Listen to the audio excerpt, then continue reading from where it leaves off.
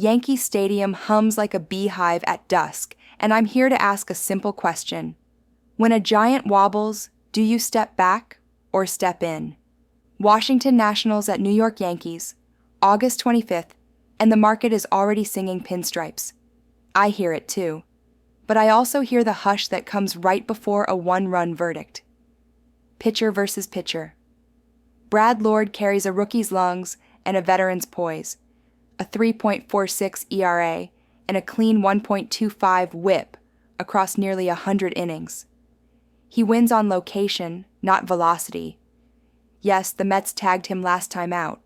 4 earned on 7 hits, the kind of outing that makes casual bettors flinch. Fatigue whispers. Command answers back. When Lord keeps the fastball off the belt and leans into the change, hard contact falls into gloves. Across from him, Cam Schlittler, the Yankees' bright blade. A 3.22 ERA, 1.32 WHIP, and that crisp strikeout life that lights up the Bronx. He was brilliant against Tampa Bay. 6 2/3, 8 punch-outs, almost no air for hitters to breathe. But 36 innings is a short book. Rookie chapters read fast, and bullpen endings write themselves. Now the context. The Yankees crush the long ball and lead the league in slug, but they've been exactly .500 at home. That matters. The Nationals don't dazzle. They just tug, one base at a time, and lately they've run well, lifted their contact, and handed games to a pen that, when rested, throws honest innings. New York's relief corps, powerful, volatile, and human. In a price this steep, humanity is the edge. We don't bet logos, we bet numbers. Laying 2 on 25 on a team 32-32 at home is worship, not strategy. Taking a run and a half at a fair price is how you live through noise. If the Yankees win by 1, and favorites often do, the ticket still glows green. Favorites often win, but margins drift. Variance wears pinstripes too, and price is the only truth we follow. And today's AI pick is Nationals plus 1.5 at -108. Will we cash or will we burn? The answer hides in the 9th, when leverage breathes and anxious hands squeeze the seams. I like us on the right side of that breath. Abaddon, polish the next blade.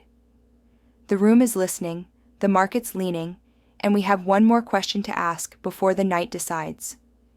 Toronto, you hear that? It's not the roof rattling, it's the price.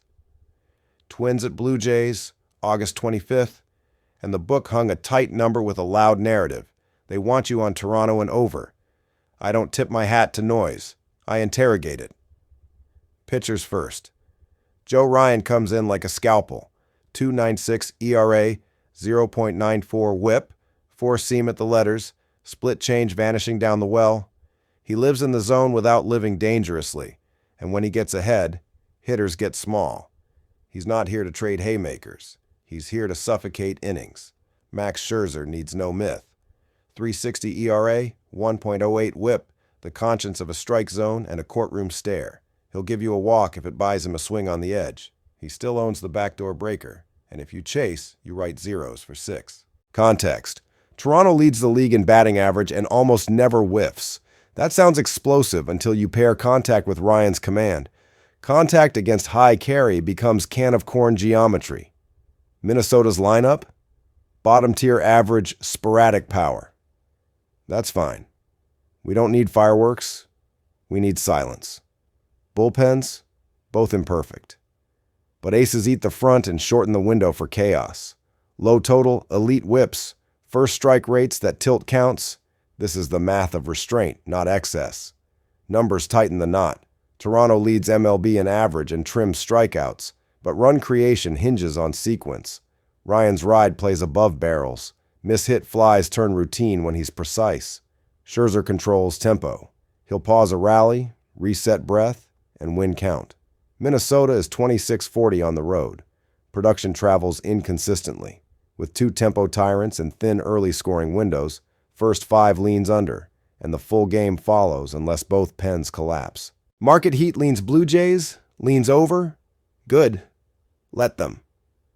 The number we froze is 7.5, not 8. Margins matter. 7 is a classic landing zone for two aces. 3-2, 4-3, 5-2 if someone blinks late. Our edge lives in the half run the public ignores. And today's AI pick is under 7.5. Will we cash or will we burn? Ask yourself who profits when you chase noise in a dome. I don't chase. I corner the market, cuff the risk, and walk it down the tunnel. Sapphira. Step into the light. Bring the next ledger. The crowd wants spectacle. We will give them discipline. Citi Field glows like a glass tide pool, and every ripple tonight is a tell. Philadelphia Phillies at New York Mets, August 25th, and the board wants you to chase fireworks. Sapphira doesn't chase. I separate signal from shine. Pitcher versus pitcher, one at a time. Christopher Sanchez has learned the quiet art of denial. 11 wins, a 2.47 ERA, a clean 1.10 whip across 157, and hitters leave shaking their heads because the damage never quite lands. He works ahead, steals first strikes, and when he's living at the knees, innings evaporate. This isn't brute force, it's geometry, angles, depth, and a tempo that starves rallies. If Philadelphia trusts him for 6 or 7 clean frames, it's because he keeps traffic light and barrels thin. Now Kodai Senga, the Mets' edge carved in steel. 7-5, 2.58 ERA, 1.25 whip in just over 100 innings, and that late life you feel but don't square. He sells the zone early, then pulls the floorboards late. Walks can wander into his box score, but when he's locating, bats go mute, and the inning ends where it began. The common thread? Both starters control the beginning of the story and leave fewer pages for chaos. Context is the next blade. The Phillies hit for average and pressure pitchers, but away from their bandbox, they flatten a touch. The Mets score, yes, but their best versions still lean on run prevention as often as thunder. Both clubs carry top-tier run suppression marks this year. Both trust their rotations to hand the pen a lead at a sane pace. Add a number that sits right on the knife edge, 8, and you don't need a prophecy, just discipline. 2 aces shrink the middle innings. 1 crooked frame can still land you on 7. The rest is math. We bet numbers, not uniforms. The public wants the emblem and the over. The line we froze wants precision. If the count is honest, if first pitches are strikes, fly balls die obediently, and anxious swings write outs in the margins. That's not romance. That's expected value. And today's AI pick is under 8. Will we cash or will we burn? Ask the scoreboard in the 7th when both starters have wrung the air from the game, and every base runner feels like a plot twist. Tight breath, tight lanes, tight total. That's our lane. Angel, take the 4th game. Keep your halo low and your numbers sober. The crowd wants noise. We'll give them a verdict. Night settles over Sutter Health Park, and numbers breathe louder than noise. Detroit Tigers at Sacramento Athletics, August 25th, and the market is daring you to pay for certainty. Angel declines the dare. I'll take precision. Pitchers first. Tarek Skubal has the calm of a surgeon and the ledger of a contender. 11-3, 2.32 earned run average, 0.87 whip, 159, and a third innings. 200 strikeouts to 25 walks. His fastball rides above barrels, his changeup erases conviction, and when he sequences both, rallies dissolve into polite grounders. He does not chase strikeouts. He manufactures bad contact and keeps it. Across from him, JT Ginn. 2-5, 495 earned run average, 1.35 whip in 60 innings, 66 strikeouts, 19 walks. The numbers are mortal, but the shape matters. A live fastball, a slider that stays honest when he holds release, and enough aggression to steal the first pitch. If he limits free passes, the inning breathes normally. If not, Detroit's patience will tax him. Context. Detroit sits inside the league's top 10 for run prevention. Sacramento's lineup has sharpened since the break, but still meets reality against premium left-handed command. The park is big, the air late, and leverage favors the staff that starts cleaner. Skubal has been that staff by himself. Detroit's offense is capable, not cruel. They pressure rather than pulverize. Sacramento hits for average and can flash sudden lift. But lift into ride is a recipe for warning track sorrow. We do not buy jerseys. We buy edges. The board hung a 9. For a level lefty against a developing right-hander with Detroit shaping contact and Sacramento forced to string singles, the path to chaos narrows. One crooked frame can exist without breaking the number. 7, 8 tidy outcomes live here. 5-2, 4-3, 3-2 if Scooball writes most of the pages. Price matters more than uniforms tonight. And today's AI pick is under 9. Will we cash or will we burn? Ask the outfielders jogging under high carry at midnight. Ask the hitters adjusting to late life and quiet seams. If the count is honest, the total stays disciplined, and we leave with the right kind of silence. Rocco, sharpen your grin and bring the 5th. Keep the tempo mean and the math cleaner than the lights. The room is awake. The wager is small. The edge is ours to keep. Dodger Stadium under the lights, and Rocco's got a question. Are you paying for the Hollywood sign or for the scoreboard? Cincinnati Reds at Los Angeles. Dodgers, August 25th. The number says, lay it with LA. The mound says, think twice. Pitcher versus pitcher, one at a time. Hunter Green first. 5-3, a 2.63 earned run average. 0.93 whip in 72 innings, 91 strikeouts, 14 walks. Electric fastball rides like it has somewhere better to be. Slider snaps the bat in half without touching wood. When Green gets the first strike, the at-bat belongs to him. Miss in the middle and it leaves quick. Live on the edges and hitters leave guessing. Hands late, eyes louder than bats. Across from him, Emmett Sheehan. 4-2, a 4.17 earned run average, 1.24 whip in 41 innings, 44 strikeouts, 15 walks. He's got juice, no doubt, and he can miss bats and stacks. But command drifts. Give this Reds lineup extra pitches in account and they'll turn patient into painful.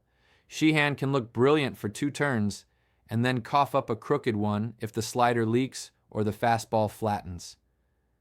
Context, now. The Dodgers lead baseball in runs and wear power like a uniform, but they're a modest 32-33 at home. The Reds are 3rd in their division with a staff that holds opponents to a 235 average and a team-earned run average in the low 3s. That travels. Cincinnati's problem is sequence, not talent. When the traffic arranges itself, they score enough. Add a bullpen that doesn't blink and a defense that catches what should be caught, and the gap between logos shrinks into a single swing. Price is the tell. Los Angeles at -142 asks you to buy ceiling. Cincinnati at +120 asks you to buy tonight.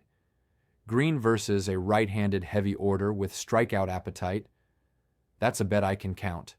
One ace performance turns a coin flip into a lean. One steady 7th turns a lean into a win. And today's AI pick is Reds money line at +120. Will we cash or will we burn? If Green's first pitch strike is real and Sheehan's command wobbles once, the answer shows up in bold. Big brands sell tickets, sharp numbers sell wins. I am here for the latter. Lilith, come close and write the ledger. Recap the night in English, then in Spanish, and kiss it with an old German whisper. The work is done. The verdict is next. The lights are hot and the knives are out. Did you feel the market flinch? Lilith here. 5 games, 5 verdicts. Let's carve. Game 1, Nationals at Yankees. Nationals +1.5 at -108.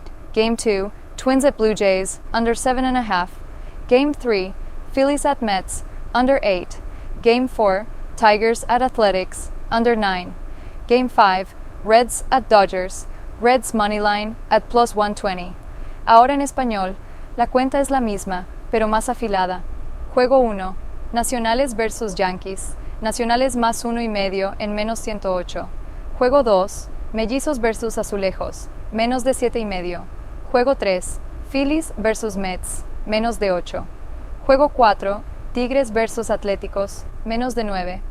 Juego 5, Rojos versus Dodgers, Rojos línea de dinero en +120. Like and subscribe. Will we cash or will we burn? Wer nicht wagt, der nicht gewinnt. Translation. Who dares not, wins not.